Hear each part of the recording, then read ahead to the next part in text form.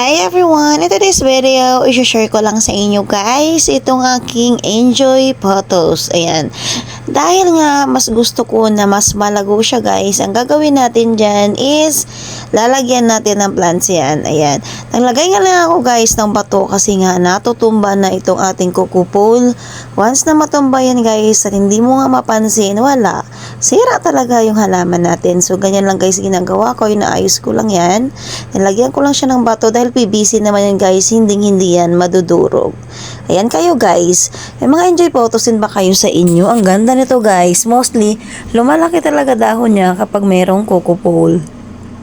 Kaya kung gusto niyo lumaki yung dahon ng inyong mga plants, maglagay lang kayo guys ng kukupol. So nag-cut na nga ako dito dahil dadagdag natin yan. Alam niyo ba guys na the more na mas malago yung plants, the more na mas maganda siyang tingnan.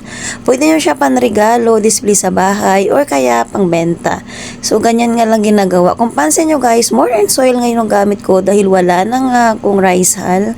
So, ganyan lang. And then guys, wag mo siyang paarawan kasi medyo maselan sa araw. See, enjoy photos. Thank you for watching. Bye!